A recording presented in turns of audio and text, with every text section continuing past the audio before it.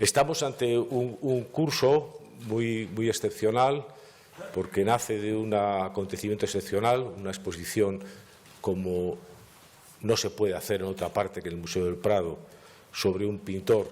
que quizá es hoy el que más atención puede despertar dentro de los grandes maestros antiguos, que tiene además un sentido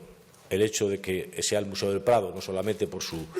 óptima diligencia, ¿no?, en la gestión de cualquier proyecto que emprende en este momento de feliz culminación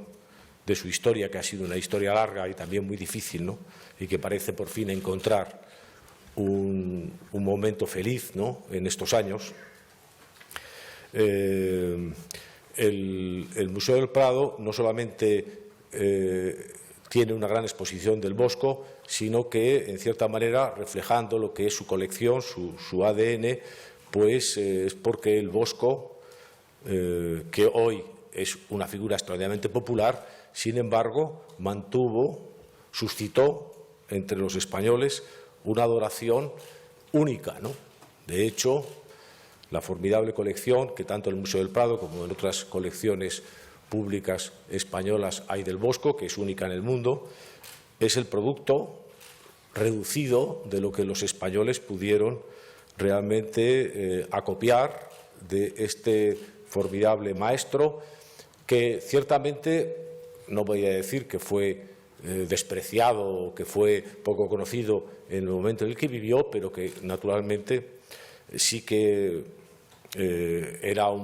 no era una de esas figuras que nacen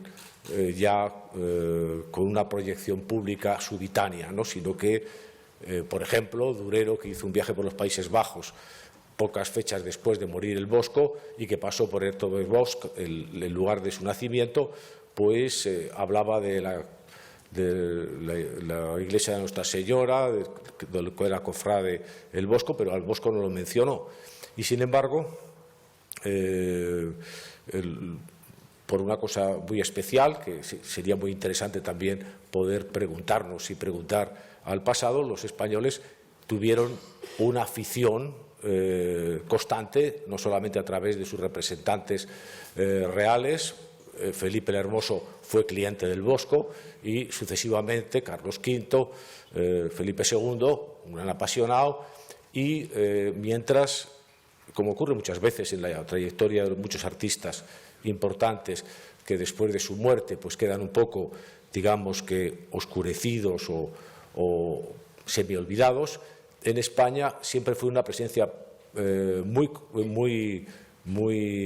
señalada, y es difícil que no haya, desde Felipe de Guevara, que fue el primer tratadista español de pintura, que escribió unos comentarios de la pintura en 1560 y que recoge y habla del Bosco, hasta toda una serie de tratadistas de arte, pero no solamente tratadistas de arte, sino escritores, grandes escritores españoles, Quevedo, etcétera, constantemente se referían a él. Algo tendrá que ver en esa especie de simpatía que hoy retomamos y celebramos, ¿no? El curso está así muy claro en el programa y quiero hacer muy breve mención a ello. Hemos querido hacerlo de una manera, de una visión, como le corresponde a una figura como el Bosco, multidisciplinar. El Bosco, a pesar de que realmente solamente tuviera en el surco español un constante reconocimiento histórico, sin embargo, llegada a la época contemporánea, se ha convertido en una figura crucial para todos los públicos de todos los países, de todas las partes del mundo. Evidentemente, esa irradiación, esa fascinación que surge de su misterio, explica el que no solamente ha alimentado constantemente el arte español, por ejemplo, bueno, eso será explicado en sucesivas conferencias de forma monográfica, ¿no?, pues a figuras cruciales nuestras como el Goya o Dalí, por decir algunos ejemplos, ¿no?, sino que ha ido creando en muchas disciplinas, en muchos ámbitos, una atención extraordinaria, una fascinación por el caudal simbólico de sus enigmas, de sus imágenes y de su propio arte. Eso ha hecho que hayamos hecho un curso un poco que se recogiera no solamente estrictamente la línea, digamos así, de la historia del arte pictórico, sino que pues abriéramos el campo para que hubiera también testimonios de gentes que han hecho películas sobre él, que han hecho en múltiples campos, ¿no?, un tipo de reflexión o recreación de su universo. En mi conferencia, Introducción al arte fantástico, y he hecho este preliminar para explicar que he intentado hacer una introducción generalista a este tema apasionante con una selección pequeña, porque podía ser absolutamente desbordante, de ejemplos prototípicos del arte fantástico, pero eludiendo, lo digo un poco por si puede sorprender al público que me oye, ¿no?, eludiendo las cosas que soy consciente que después voces más autorizadas que yo van a desarrollar de forma monográfica en el curso de este curso, valga la redundancia, ¿no? Y de esa introducción del arte fantástico yo quería hacer, primero, antes de pasar las imágenes, que son, como he dicho, una especie de espigamiento muy selectivo, ¿no?, para adentrarnos en prototipos del arte fantástico, quiero hacer alguna reflexión sobre lo que significa lo fantástico, ¿no? Empezando por el propio término fantasía, que etimológicamente deriva del latín y del griego, como no puede ser de otra manera en una lengua romance como la nuestra, el castellano. De hecho, el término griego se pronuncia exactamente igual que en castellano, fantasía, que a su vez viene de un verbo que es fantachein, en griego, que significa aparecer. Y es un verbo que también, y lo digo así rápidamente, pero creo que tiene su enjundia, deriva de otro, que es el verbo fainein, que significa alumbrar. De ahí viene también una palabra castellana que es fanal. De manera que la fantasía es algo que aparece, pero de forma luminosa. No solamente es una apariencia, sino que es una aparición, una iluminación. De manera que, respecto a ese tema, a la idea de cómo la fantasía negocia con el aparecer de las apariencias, cuando realmente son una iluminación, ya nos pone en el camino un poco de reflexionar de lo que puede significar el arte para nosotros, ¿no? Y yo creo que, en cierta manera, todo arte es fantástico, ¿no?, en el sentido de que todo arte supone una revelación, una aparición, una iluminación. Una iluminación porque generalmente, claro que estamos dentro de nuestras ocupaciones teniendo muchas visiones de las cuales no nos detenemos a pensar, pero de repente hay algo, alguna vez, que detiene el flujo, que produce una especie de éxtasis, que no significa parada, ¿no?, y que de repente en esa revelación se nos plantea el sentido incluso de nuestra propia existencia, ¿no? Esto convierte, como digo, al arte en algo siempre fantástico, ¿no? Es verdad que cuando hablamos de arte fantástico hablamos de un arte que además tiene unos contenidos especiales, y a eso me referiré inmediatamente y rápidamente, y veremos muchos ejemplos en el sobrevuelo de imágenes que voy a proyectar. Pero creo que lo más fantástico de lo fantástico del arte es precisamente lo que el arte tiene como precisamente de una parada, de una excepción, de algo que en un momento determinado, frente al flujo de las apariencias,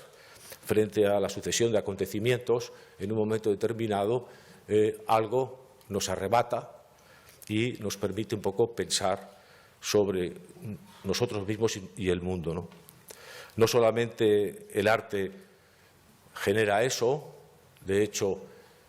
eso nos puede pasar con arte o sin arte, sería un poco nuestra capacidad estética, ¿no?, para poder retener momentos especiales, sino que el arte lo que pasa es que después los materializa, crea de repente de esa imagen, la detiene y incorpora nuestro cuerpo, el cuerpo del artista, en el testimonio de la obra. Y tener en una imagen esa percepción de las cosas, los acontecimientos momentáneos y simultáneamente, que es algo milagroso, en el sentido de algo prodigioso, algo fantástico, bueno, pues convierte en la operación artística efectivamente todo el arte, incluso el que genéricamente se llama un arte fantástico, en algo fantástico. ¿Qué es el arte finalmente? Y acabo esta reflexión rápida y sintética. Pues de todas las definiciones que se pueden hacer, desde que históricamente tuvo una definición que se la dieron los griegos, que fueron los primeros en los cuales en que apareciese el arte, porque el arte ha aparecido desde la noche de los tiempos, y ha aparecido en la medida en la cual, probablemente desde el Paleolítico, el ser humano, registrando un poco lo que somos, ¿no? Hoy todavía, de repente comprendió que no todo tenía un resultado práctico y inmediatamente pensó que había que dejar un hueco para aquellas cosas que eran impracticables, que no tenían simplemente, que no eran respuestas, sino que eran preguntas, ¿no? En ese sentido, me gusta mucho la definición que hizo del arte esta gran pensadora alemana, Hannah Arendt, cuando decía que era un pensamiento puro, no en el sentido de la pureza virginal, sino en el sentido de que era un pensamiento que no tenía ninguna finalidad práctica. En ese sentido hablaba antes también de impracticable, ¿no? Que era preguntar por preguntar, que no era preguntar para encontrar una respuesta. El conocimiento humano es muy pluridimensional y en esa diversificación es emocionante, pero tiene niveles muy distintos, ¿no? Generalmente, la mayor parte de nuestro conocimiento casi funcionamos con él de manera inconsciente, se llama gnosis y es un poco, bueno, pues que tomamos nuestro cerebro toma multitud de decisiones de forma mecánica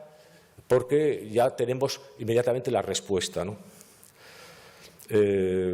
Esa es una dimensión que es la más corriente de la forma de pensar de los humanos. Luego está después la lógica, que es haciendo una reflexión sobre cómo funciona la lógica de nuestro pensamiento, las reglas, ¿no? Pero el pensamiento no es lógica y no es tampoco gnosis, ¿no? El pensamiento puro es aquel que busca una pregunta precisamente sin necesidad de una respuesta, que pregunta por preguntar. Y hoy, en un universo quizá demasiado pragmático, cada vez más pragmático en el que nos encontramos, el arte tiene un valor exponencialmente superior precisamente por el privilegio de preguntar por preguntar, de pensar, como quien dice, en las musarañas, ¿no? Que es el pensamiento creativo, es decir, cuando realmente alguien, de repente nos paramos y empezamos a dejar volar el pensamiento, no para encontrar una solución, sino simplemente por el placer de preguntar. Eso es un poco, y creo que es muy importante, soterradamente el background, el mundo que arrastra el arte y su justificación fundamental, más allá de todos los cambios que se hayan podido producir en el clasicismo o en el arte contemporáneo. Da igual que su fundamento del arte sea la belleza o la libertad, como es ahora, pero fundamentalmente lo que es una exploración. Y la exploración siempre tiene que ver precisamente como un encarar lo que es extraño, lo que es distinto, lo que es lo otro, ¿no? Es curioso que de los principales estudiosos sobre el arte fantástico, y vengo un poco a recordarlo precisamente para acabar esta introducción al tema, ¿no? Tanto Claude Kapler, que tiene un libro traducido a nuestro idioma, Monstruos, demonios y maravillas a fines de la Edad Media, como Wolfgang Kaiser, Lo grotesco, también traducido al castellano, la configuración su confederación en pintura y literatura, o como Gilbert Lascaux, el monstruo en el arte occidental, hablasen que sus investigaciones, que son históricas, se suscitaron en los tres casos por la visión de obras del Bosco, ¿no? Y que bueno, pues crearan una configuración de una serie de elementos fantásticos que tenemos que afrontar hoy rápidamente, y serán desde luego también la secuencia que va a presidir de una u otra manera todo este curso, ¿no? Que es la idea de el monstruo, derivado de monstrum en latín, que significa prodigio, que a su vez monstruo muere de avisar, o sea, lo que realmente nos avisa de algo excepcional o distinto. Otra de las figuras, por decir un poco lo que generalmente el coro de seres excepcionales, están los demonios, ¿no? El diablo, que viene del griego de diabolein, que es lo que separa, frente a symbolein, que es lo que une, el símbolo, y daimon en griego, que significa una divinidad inferior. Entonces, de repente, lo que está oculto, lo que aparece como realmente distinto, lo que nos avisa, es un poco el lecho de lo fantástico, ¿no? Tengo que decir que el arte en general, lo contaba al principio, siempre presta atención, en realidad, a todo, da igual, no hace falta que tenga ningún extravagante apariencia. Realmente lo extravagante es fijarse en las apariencias, es de repente descubrir, o sea, que el arte hiperrealista también de repente es como convertir en algo excepcional algo que todo el mundo está alrededor de él, pero que nadie ve. En ese sentido, también tiene algo de monstruoso, porque de repente fija la atención en algo que nadie aprecia, ¿no? Pero cuando realmente hay esa voluntad de lo fantástico, es una voluntad especial, porque significa que, como dice Martin Schell, este gran pensador alemán, en la estética del aparecer, dice que también puede ocurrirnos, y aún con mayor razón, cuando las obras de arte imaginan presentes, pasados y futuros, o presentes probables o imposibles, porque desarrollan sus enigmas transgresores a partir de su presencia sensible, y en tanto creaciones llamativas para los sentidos crean un presente particular en el que se despliega una exposición de presentes próximos y lejanos. Con esta frase, que a lo mejor resulta muy engorrosa o hay que leerla para poder reflexionar sobre ella, lo que quiero decir es que nosotros no solamente a través del arte somos capaces de hacernos conscientes de lo que se nos presenta de forma cotidiana, sino que además tenemos la maravilla de poder especular de forma arbitraria, cambiando las apariencias de lo que vemos, y prever el futuro a base de las cosas que nos han ocurrido, etcétera, ¿no? Esos poderes son los que vamos a poder analizar hoy. Y quizá lo mejor es, en esa especie como de conjuntos apimentado, con las restricciones que he comentado antes, empezar a hacer un recorrido por las imágenes, las cientos de miles de imágenes que nos ofrece el arte fantástico, empezando por esta estatuilla de Anubis, dios con cabeza de chacal del antiguo Egipto. Esta es una estatuilla reciente del periodo tolemaico, daría igual que fuera de 2500 años antes de Cristo, es del 330 antes de Cristo, pero me parecía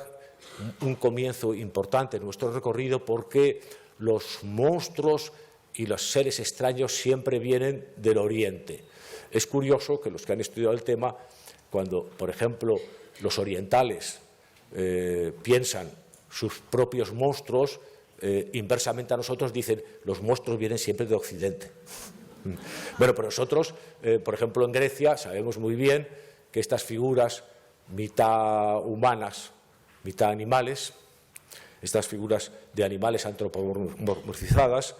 el dios Anubis, que por ejemplo tenía la función muy importante, por eso lo traigo aquí, ¿no?, de acompañar al difunto, ¿no?, a la tumba, ¿no? Evidentemente es maravilloso esta idea un poco totémica que se remonta a la noche de los tiempos, al Paleolítico superior, como aparece en las cuevas, la idea del tótem, la idea un poco de investirse con los poderes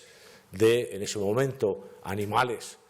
que tenían en la función de la majestuosidad del hombre en cada momento histórico un poder excepcional de apropiárselos, ¿no?, y ponerse bajo su amparo, ¿no? Realmente el arte ha estado fraguado en el troquel de lo mágico, de lo religioso, y también, vamos a ver, de nuestra propia sociedad avanzada, tecnológica, racionalista, ilustrada y todo lo que se quiera decir. Pero el caso es que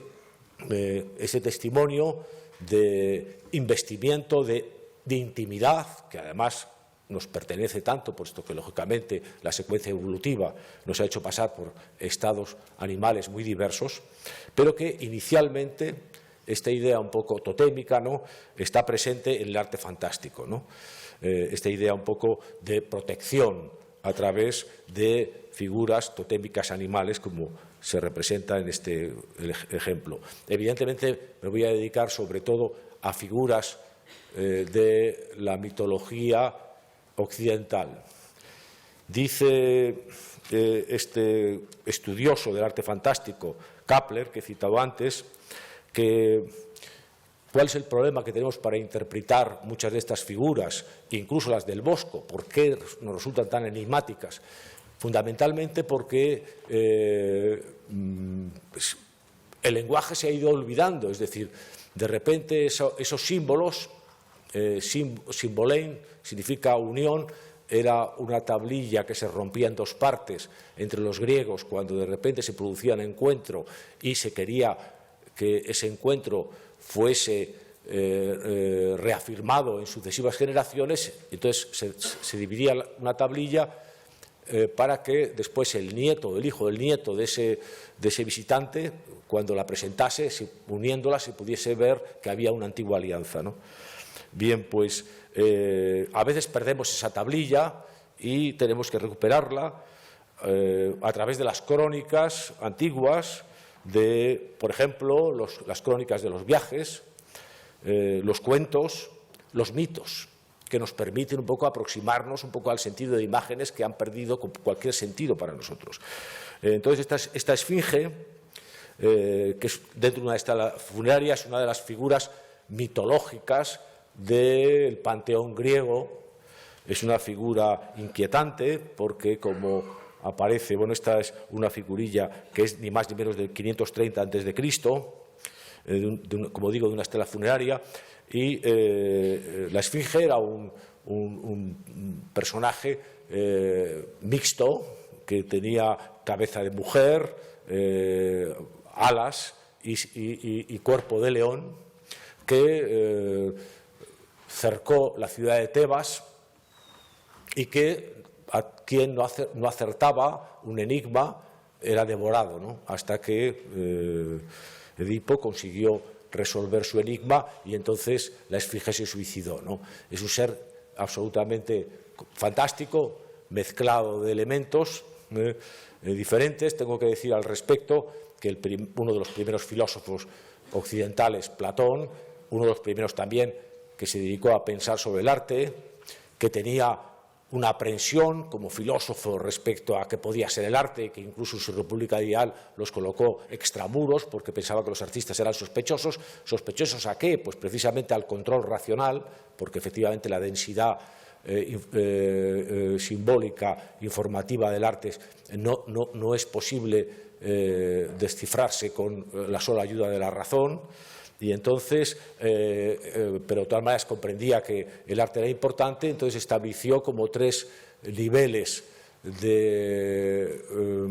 arte, que para los griegos significaba mímesis, imitación de la realidad. Entonces decía, hay una imitación icástica, es decir, que lo que llamaríamos hoy una imitación realista, que reproduce exactamente lo que vemos, que decía esto es absurdo, porque ¿qué sentido tiene reproducir la copia de una copia. Platón pensaba que las apariencias eran copias de ideas y entonces, claro, alguien que se dedicaba simplemente a copiar las copias, pues estaba perdiendo el tiempo. Y luego establecía, y esto tengo que hacer la mención porque para nosotros tiene mucho interés, establecía la existencia de algo mucho peor que la mímesis sicástica, la que reproducía lo real tal como aparecía, y era la mímesis fantastique, la mímesis fantástica, y decía, esto es una aberración, porque es cuando de repente alguien mezcla las cosas de forma arbitraria. Por ejemplo, a un león le pone alas y cabeza de mujer, que es una locura. Bien, pues es interesante esa confrontación entre el pensamiento racionalista, ¿no? y el pensamiento que yo decía antes puro del arte, que desborda un poco la razón, porque ya desde la propia origen histórico de Grecia creó esa perplejidad. Y Platón era muy reluctante con respecto a los mitos como relato literario y también respecto a estas figuras, que sin embargo en su arbitrariedad nosotros siempre pensamos que tiene de repente algún sentido, aunque no lo podamos descifrar de una forma racional, ¿no? Bien, pues está esta esfinge que estaba como guardiana en castigo de Tebas con su enigma hasta que fue descifrado y desapareció, y todo un conjunto de figuras que luego se han trasladado a nuestro lenguaje cotidiano, porque ahora nosotros le decimos a alguien deja esa actitud de esfinge, cuando vemos de repente que no podemos lograr encontrar su enigma, pero esta es la quimera. Esta es la quimera de Arecho, de 400 años antes de Cristo. Era también un animal mixto que tenía, en este caso, cabeza de león, cuerpo de cabra, cola de serpiente, o sea, no le faltaba nada en ese tipo, y que acabó muerta por Belaforonte, ¿no? Era también un animal peligroso, ¿no? Un animal realmente que producía pánico, ¿no? Y bueno, pues también utilizamos el término de quimera cuando alguien de repente pues está pensando en algo imposible, ¿no? Como de repente un animal que tiene estas cualidades. Y mezclo las épocas porque creo que también es muy instructivo, ¿no? Porque este Minotauro, que está pintado por un pintor británico de finales del siglo XIX, Watts, me ha parecido entrañable, porque generalmente el Minotauro es una figura, hijo de Pasífae, el rey Minos, ¿no? Que era un ser monstruoso, y entonces su padre, viendo un poco su monstruosidad, la monstruosidad consistía en que era la mitad de hombre y la mitad toro, ¿no? Lo encerró en un palacio que se llamaba Laberinto, que no tenía salida, ¿no? Y que lo construyó el arquitecto Dédalo, ¿no? Y que estuvo ahí, siempre tenían que dejar, los atenienses dar un tributo de 7 jóvenes varones y 7 jóvenes hembras para saciar a esta especie de monstruo que, sin embargo, melancólicamente estaba atrapado en su propia figura extraña, ¿no? Y que tenía que calmar no solamente su hambre, sino su melancolía, ¿no? Con ese tributo, ¿no? Hasta que murió en todo el episodio en el cual no solamente fue matado por el héroe de los argonautas, sino que además después Ariadna le indicó la salida, ¿no? Esto es una obra de 1900, finales del 19, y me ha parecido curiosa porque generalmente pues, sacarlo asomado como en una torre mirando al mar, con ese aire un poco de ansiedad melancólica, me parecía formidable, ¿no? Picasso hace esta mini tauromaquia en 1935, un momento muy difícil para él, en el que Picasso, que tuvo, entre otras cosas, ¿no? una identificación con el aspecto, como pasa muchas veces en los artistas, ¿no?, de lo monstruoso, de lo marginal, de lo errático, de lo extraviado, ¿no?, pues se identificaba mucho con el Minotauro, y la imagen del Minotauro ciego, ¿no?, que es más o menos conducido, la presencia ante el monstruo de una niña con una luz que en cierta manera sirve para guiar a esta bestia, ¿no?, sufriente y desnortada, ¿no?, pues que la va a sacar después en muchas obras y también en el Guernica, y que va a ser una presencia constante, ¿no?, mezclando también, como se ve en la parte de abajo, los ritos de la tauromaquia que tienen tanta importancia en la historia antropológica de España, etcétera, ¿no? Es decir, que los mitos no solamente perviven, sino que reviven, como podemos ver a través de las épocas, ¿no? Como no dentro de las figuras mixtas, ¿no?, en el que está la presencia que en cierta manera es la crónica de nuestra propia evolución de todo tipo de animales, no va a estar las sirenas, ¿no? Este es un cuadro también de un pintor británico en torno a finales del siglo XIX, Waterhouse, con esta sirena, que es muy interesante porque las sirenas, en principio, para los griegos, no eran mujeres mitad pez y mujeres como luego se ha impuesto entre nosotros, ¿no?, sino que eran fundamentalmente así, ¿no?, como aquí aparece en esta estatua funeraria de Sirena del 370 a.C., que eran mujeres que eran mitad pájaro y mitad mujer, ¿no?, y que ambas tenían la condición de que su canto era mortal, porque a los marineros que se aproximaban o a la gente que estaba cerca le producían de repente o le reproducían las cosas más íntimamente amadas, las voces más íntimamente deseadas, y los marineros enloquecían y acababan muriendo ahogados o siendo devorados por las sirenas, ¿no? Hay un bello, para explicar el sentido de ese mito y para explicar también su racionalización y postergación en el mundo posterior, en el gran libro de Adorno y Horkheimer, Dialéctica de la Ilustración, cuentan la historia de cómo desafió a las sirenas Ulises cuando pasaba por el lugar donde los marineros sabían que estaban apostadas, y que, negándose a hacer lo que hacían la mayoría de los marineros, que era taparse con cera los oídos para no oír su canto, que era fatal, puesto que te arrastraba a la perdición por su entrañable llamada, él se ató al mástil y entonces pudo sobrevivir, porque claro, también sus compañeros no oían los gritos para que lo desatasen y pudiese él lanzarse también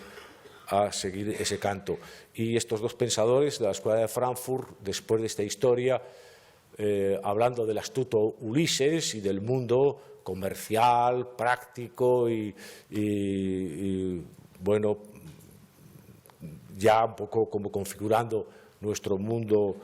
contemporáneo, decían, a partir de que Ulises pudiese superar de esa manera el canto de las sirenas, toda la canción ha quedado herida, ¿no? Bien, en la Edad Media aparece esta figura que es el basilisco. Decimos, no te pongas hecho un basilisco, decimos, a veces no sabemos. La palabra basilisco viene de basileos, que en griego significa rey, pero el basilisco, ya en la Edad Media, que estamos viendo un bestiario medieval de 1200-1210, era efectivamente, como aparece más o menos en esta figura, era una especie de ave gigantesca que tenía, sin embargo, cola de serpiente, y que, como muy bien este bestiario indica, lo peor no era la cola de serpiente o las garras de esa especie de ave rapaz que podía producir destrozos físicos, sino lo peor era lo letal de su mirada, ¿no? Por eso está mirando con esa manera tan feroz, ¿no? Tenía una mirada mortal el basilisco, ¿no? Entonces, es también una recreación, ya aproximándonos al mundo de la Edad Media, de esos seres fabulosos que, en cierta manera, pues constantemente nos acompañan y, como vamos a ver, se van transfigurando según las épocas y las necesidades. Y, bueno, muy corriente, un testimonio también para explicarse, incluso de una forma muy superficial, pero advirtiéndolo, ¿no?, que cuando hablamos muchas veces de las figuras monstruosas o extrañas de pintores como el Bosco, hay que ver muy bien todo lo que ese tesoro de esas figuras esquinadas en los coros, en las sillerías de coro, en las esquinas de las catedrales, como por ejemplo en este Château de Pierrefonds, de estos monstruos que se iban colocando, estas figuras más o menos fantásticas, a veces mitad animalizadas, a veces simplemente con extrañas deformaciones, ¿no?, que habitaban mucho el mundo medieval y que, en cierta manera, como muy bien indicó este gran historiador Whitcover en su ensayo corto sobre el arte fantástico, realmente uno tiene que pensar en el Bosco a través de ese libro maravilloso de Huizinga, del otoño de la Edad Media, en el que de repente hay un intento de reconstrucción de lo que era el imaginario medieval tan distinto al nuestro, ¿no?, y que estaba poblado de todo este tipo de figuras que la gente sabía descifrar, incluso en esa, por supuesto, 90%, 99% de analfabetismo que existía prácticamente hasta nuestra época, ¿no? Y bueno, entramos aquí en un cambio muy importante que se produce en el siglo XVI. El siglo XVI ya ha muerto, por supuesto, el Bosco, ¿no?, y que hay todo ese gran cambio que va configurando la época moderna y que hay esta especie de cada vez mayor apertura subjetiva de lo artístico que nosotros llamamos manierismo, ¿no?, que no es el fin del canon clásico tradicional, sino su subjetivación. Y hay figuras formidables en ese arte que es un arte en el cual los cielos ya no son azules, sino que pueden ser verdes o amarillos, etcétera, y todo el mundo parece como patas arriba. Hay esa figura que habréis reconocido todos vosotros de Giuseppe Arcimboldo, que trabajó mucho en la corte de ese gran rey que era Rodolfo II de Praga, ¿no?, y de 1590, que es un retrato del propio Rodolfo II, pero naturalmente a través de toda esa construcción de frutas y hortalizas. Es decir, esta idea un poco de construir una figura con apariencia humana, pero a través de la propia naturaleza. Esto es muy importante porque, precisamente, ya desde el final de la Edad Media, pero después de una manera mucho más sistemática, a partir del XVI, enhebrándose las crisis. Crisis significa no solamente desgracias, sino que significa que hay cambio. La palabra crisis significa cambio, ¿no? Hablamos de la crisis de una enfermedad cuando de repente alguien ha llegado a un punto culminante que, evidentemente, pues la enfermedad o bien ha consumido al paciente o bien se ha sanado, ¿no? Ese cambio benéfico o maléfico es fundamental. Bueno, pues en el XVI, con el manierismo se manifiesta esa gran crisis que significa haber descubierto el Nuevo Mundo, haber cambiado la identidad cristiana occidental, extendiéndola entre protestantes y católicos, el desarrollo del capitalismo, el desplazamiento de los centros de poder del Mediterráneo al Atlántico, es decir, toda una serie de cambios que pusieron efectivamente el mundo patas arriba, sin que se haya puesto, sepamos ya después cómo aterrizar desde entonces, ¿no? Y que tiene una manifestación subitánea en el mundo del arte con estas imágenes extravagantes, porque ya en principio, como lo excepcional se va incorporando al imaginario colectivo. Lo que pasa es que vamos a ver que la forma de reaccionar ante lo excepcional o lo extraño, todavía en esa época, con muchas crisis que hubiera en el XVI o en el XVII,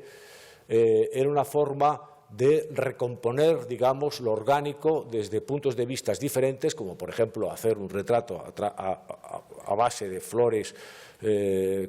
flores, coliflores, lechugas y frutos, ¿no?, muy diversos, ¿no?, pero que podía ser también de muchas otras maneras, ¿no? Es interesante también este cuadro de Hans Baldung Green, La muerte y la doncella, un tema que sobre todo va a tener una importancia mucho en el imaginario centroeuropeo y que va a culminar también en el romanticismo alemán, ¿no?, que es la idea un poco de esa belleza pletórica de una joven, pero con la presencia física de ese monstruo, como elemento prodigioso, extraño, que es la muerte, ¿no? Y que también, pues, su configuración de forma, digamos, realista, directa, ¿no?, ese contraste tan violento entre el esqueleto o la figura en descomposición con la figura en sazón, ¿no?, en un íntimo relación erótica, la relación que une el amor y la muerte, ¿no?, pues es muy impresionante, ¿no? Esta es una imagen de otra figura heredada de la mitología clásica griega, ¿no?, la famosa Medusa, pintada por un personaje tan excepcional como Caravaggio, que está a caballo entre el manierismo y el naciente naturalismo barroco, ¿no? La Medusa era una de las tres gorgonas, la única que era mortal. Como ellas tenía por pelo todo un enjambre de serpientes y generalmente cuando te miraban acababan contigo, ¿no? Tenían una mirada mortal como la del basilisco, ¿no? Entonces el fin de esta Medusa es cuando Argos le coloca un espejo y entonces se ve ella misma y muere. Entonces hay esta imagen tremenda, expresionista de Caravaggio, ¿no?, en el que aparece como decapitada, ¿no?, en el momento del horror precisamente que le causa en su propio mirar, ¿no? Y entramos en una cosa muy interesante en pleno siglo XVII, en la segunda mitad, de los muchos libros que hubo en relación con lo monstruoso, que no siempre producía repugnancia o rechazo, sino también una fuerte curiosidad, y que, por ejemplo, este es uno de los libros, se llama Sobre los monstruos, publicado en 1668 por Fortunio Lichetti, un italiano, en el que lo que estaba hablando es un poco de las rarezas de la naturaleza, ¿no? La idea de las figuras de siameses, más o menos naturalmente, siempre quizá a lo mejor extravagantemente manipuladas, ¿no?, pero que producían, pues, o bien extrañas mixturas entre hombres y animales, o bien, pues, deformidades de todo tipo, ¿no? Naturalmente, todas estas leyendas de figuras monstruosas venían mucho, como he dicho al principio, no solo por razón de las herencias mitológicas del gran imaginario simbólico occidental y en general antropológico del hombre, ¿no?, en esa especie de latente memoria del pasado animal, ¿no?, que había configurado gran parte de la historia del hombre, sino que también venían un poco porque a partir de la Baja Edad Media se empiezan a producir viajes y entonces se empieza a descubrir animales y, pues, figuras humanas que eran sorprendentes y que lógicamente después en los relatos quedaban un poco como deformadas y se convertían en seres legendarios, ¿no? En cierta manera esto nos ayuda un poco a tener presente que dentro de lo monstruoso, dentro de la clave de lo monstruoso siempre es un poco lo que nos sorprende como extraño. Es decir, los salvajes, los bárbaros, puesto que lógicamente se contrasta su forma de ser, que produce siempre la perplejidad de si el otro salvaje es humano o no. Luego el humano monstruoso, que es distinto, ¿no?, como aparece aquí en este libro de Lichetti, ¿no? Y luego vamos a ir viendo muy rápidamente, bueno, cómo hay toda esa especie de extrañas figuras que despiertan curiosidad, ya digo, no solamente rechazo o repugnancia, ¿no? Este es un cuadro de una mujer barbuda, de las que hay varios testimonios no solamente de lo que vamos a ver, el de Lavinia Fontana, una gran pintora de finales del siglo XVI, comienzos del XVII, que era Antonieta González. Este es un cuadro de 1590 y 95, que era una mujer que tenía un desarrollo de vello no limitado a lo que es clásico, ¿no? Que era pues que de repente esas antiguas mujeres mayores de la España profunda que tenían unos bigotazos enormes, pero sino que ya de repente se extendía por todo el rostro, ¿no? Y parte del cuerpo, ¿no? Está la mujer barbuda de Rivera, etcétera, ¿no? Entonces, este fenómeno de extrañeza, que por otra parte también tenía también algo de legendario, puesto que había varias santas. Hay también el ejemplo de la Virgo Fortis de la exposición del Bosco, hoy identificada como esta santa de devoción flamenca, antes identificada como Santa Juliana, que eran vírgenes virtuosas que cuando su padre o alguien les impelía a tener que contraer un matrimonio que contrariaba sus deseos de virginidad, pues utilizaban algún recurso sobrenatural realmente eficaz, como por ejemplo que empezaban a desarrollar una barba larga que lógicamente desanimaba al pretendiente de inmediato. O sea que el tema, ¿verdad?, de la mujer velluda, pues realmente al occidental ya cultivado le resultaba realmente un desafío muy grande. Entonces, esta también es una imagen sacado de toda esa serie de colecciones, de maravillas y cosas extraordinarias. Este hombre con defectos monstruosos, de que está en el castillo de Ambras en Innsbruck, es un ejemplo, ¿no? de a veces no eran necesariamente figuras imaginadas, sino figuras momificadas de seres más o menos deformes. Es decir, que todos esos protocolos de por ejemplo, también esta sirenomelia de que estaba en la Cámara de las Maravillas de San Petersburgo, pues de seres como mixtos, seres que no han llegado un poco a un desarrollo tal que producían, bueno, el caso de los siameses, ¿no? Todos son imágenes que tienen, que están un poco recogidas un poco de esta colección de curiosidades monstruosas que habitaban muchas veces las colecciones que tenían un carácter no solamente estrictamente artístico, sino también de colecciones de rarezas, ¿no? Este es el de Museo de Sens. Pero en esta imagen de 1781, muy conocida, de la pesadilla de este pintor suizo-británico Fuseli, es muy interesante porque de repente en el mundo, ya a finales del XVIII, en nuestro mundo secularizado, de repente los monstruos empiezan a tener un regusto íntimo, ya no son cosas que te encuentras fuera, viajando, o porque colecciones cosas extrañas, o porque de repente dentro de tus creencias o de tus mitologías pues habiten o se pueblen con figuras extraordinarias, sino cuando de repente, como en este formidable cuadro de Fuseli nos lo pone en evidencia, notamos que este trasgo de este súcubo o íncubo, ¿no?, que aparece en el plexo de esa mujer, la pesadilla se llama el cuadro, efectivamente es como de repente algo que se cuece en la propia intimidad de esa doncella abandonada en un sueño, ¿no? O esta recreación un poco más de carácter, digamos, humorístico, porque tiene su miga, ¿no?, de un artista mucho menos conocido, ¿no?, Richard Tennant Cooper. Es un artista que vive entre finales del XIX, comienzos hasta 1957, ¿no?, de estadounidense, ¿no?, que es lo mismo, pero en este caso es este hombre inconsciente que está atacado por toda esa serie de extrañas figuras diablescas que mantienen, sin embargo, parece que están asediándole con instrumentos quirúrgicos, ¿no? A veces es un cuadro que lo que no hay que ponerlo nunca es una sala de operaciones,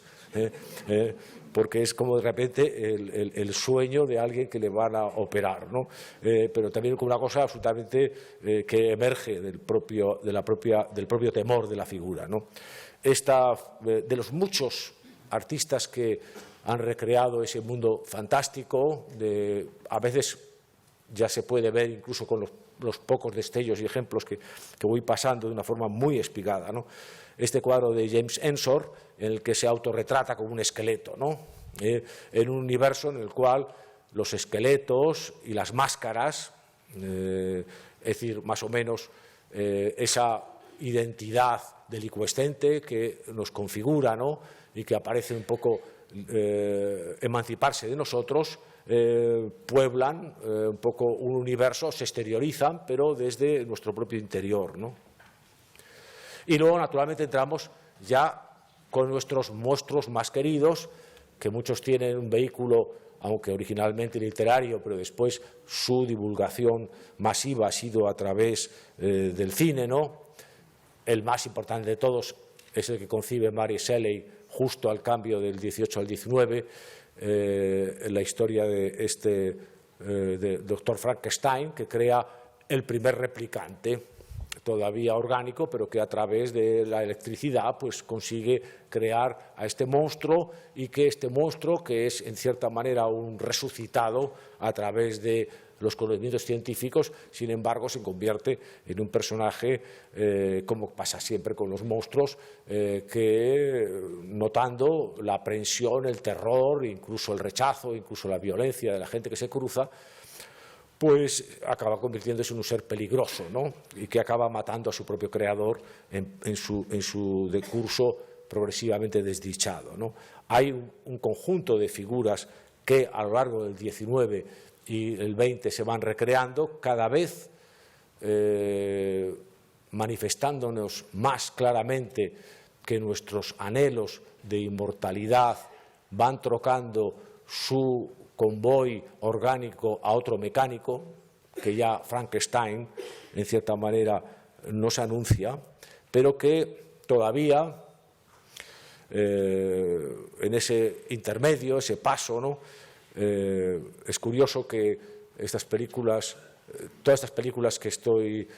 fotogramas son de películas de comienzo del cine mudo, de comienzo del cine, que el cine tuviera esa especie de pasión por los monstruos, ¿no? Frankenstein, ¿no? O en este caso, esta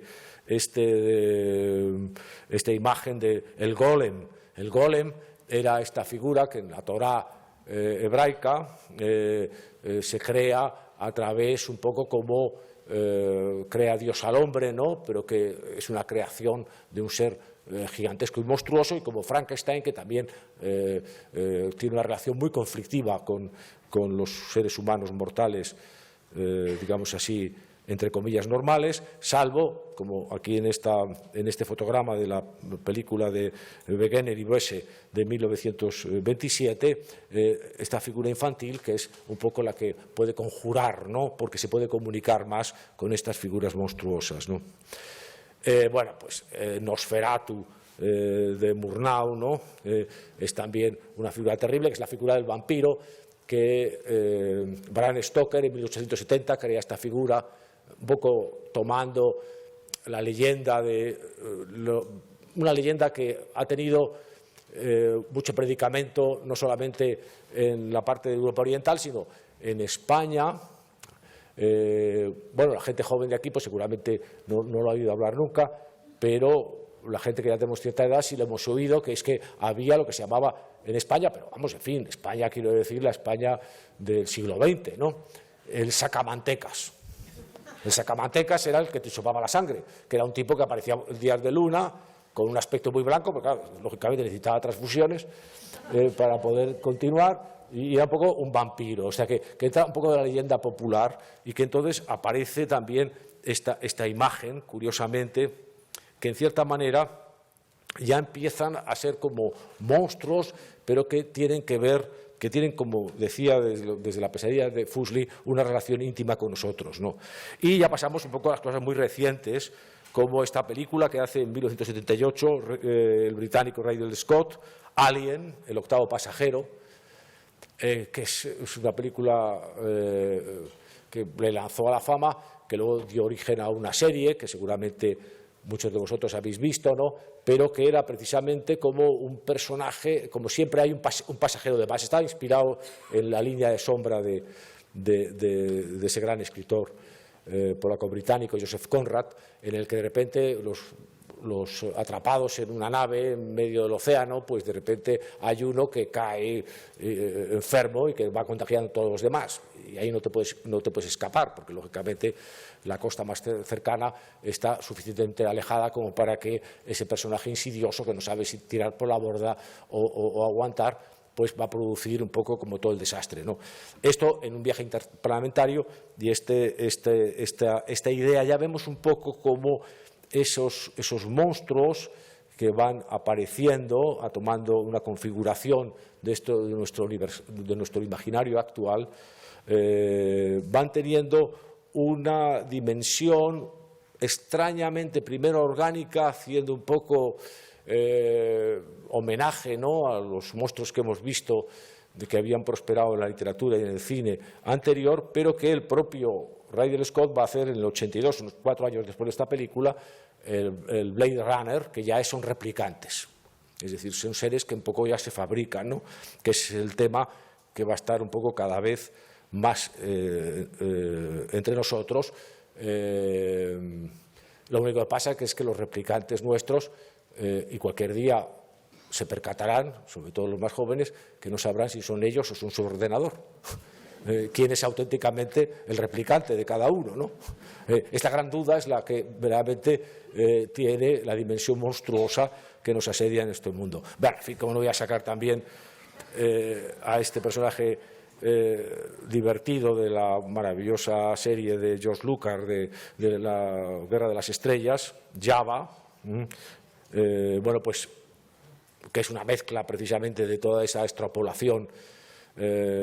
sideral interplanetaria, ¿no?, la proyección de nuestros propios miedos, ¿no?, y también ilusiones en el futuro, o esta que fue también de las muchas series que hay en televisión, la serie de V, que son estos personajes que se mimetizan a los hombres, pero que en el fondo son lagartos, que es una cosa realmente que produce especialmente shock, ¿no?, a los humanos, precisamente porque tenemos en nuestro cerebro la parte más primitiva es la de una serpiente, ¿no?, porque siempre lo contiguo es lo que más nos asusta, ¿no? Y entonces esta serie de V pues completa, como también la fantástica de Spielberg, que ha funcionado mucho con esta historia, la historia de este extraterrestre de T, en 1982, que aparece en la Tierra y que, bueno, pues le ayudan 2 niños hasta que de repente consigue volver a su mundo. Spielberg ha vuelto sobre ese tema en La inteligencia artificial, que es una película absolutamente extraordinaria también, sobre la idea un poco de la replicación robótica, ¿no?, del ser humano y su instrumentalización. Es decir, cuando tú instrumentalizas al monstruo, te estás instrumentalizando a ti mismo, ¿no? Es evidente que siempre hay en esa idea de la robotización una transferencia de identidad que no tiene retorno, ¿no?, y que también pues tiene detrás una reflexión muy interesante. Ya terminando, quiero poner un testimonio también muy conocido de todas las cosas que el artista contemporáneo ha tenido que ver con lo fantástico, ¿no? Pues un personaje quizá no tan espectacular como otros surrealistas, él no era surrealista, pero en fin, era un pintor que era Paul Klee, ¿no?, que hace estas imágenes de ángeles, el Ángeles Novus, que impresionó tanto a Walter Benjamin, ese ángel que aparece arrastrado por el viento de la historia, que le impide, no puede ser arrastrado por ese huracán, vuelve la cabeza atrás, ve todo tipo de ruinas y no puede ver el futuro, ¿no? Y un ejemplo de cómo lo monstruoso, en el sentido, digamos, más abyecto, ¿no?, puede estar presente también en el mundo actual. Un artista estadounidense importante, que es Paul McCartney, tiene esta especie de autorretrato, se llama Pintor, de 1995, en el que vemos a él mismo, no solamente pintando, sino realmente convertido en un monstruo. Y quiero sacar antes de ver otra obra, que ya termino con ello, de Paul McCartney, esta serie que no se ve muy bien, pero que está en el Museo d'Orsay de París, perfectamente alineada, que el gran caricaturista, pintor y escultor Honoré Daumier, en un momento determinado en el Parlamento francés de la época de la regencia de Luis Felipe de Orleans, el rey burgués, pues se dedicó a hacer toda una serie de retratos de los diputados, y que, pues, como ven, pues realmente los parlamentos siempre han sido muy discutidos a través de la historia, ¿no? Y que Paul McCartney, evidentemente, no me cabe la menor duda que cuando hace esta imagen estaba pensando, como yo, que vio también, le hizo mucha gracia lo de Daumier, y que simplemente pues creó toda esa fantasmagoría también de seres grotescos en el mundo actual, con una prueba de que el arte fantástico en cierta manera continúa, porque, como digo, más que simplemente un tema, en cierta manera es digamos que el instrumento en el que quizá el arte se manifiesta de una forma más pura como tal. Muchas gracias.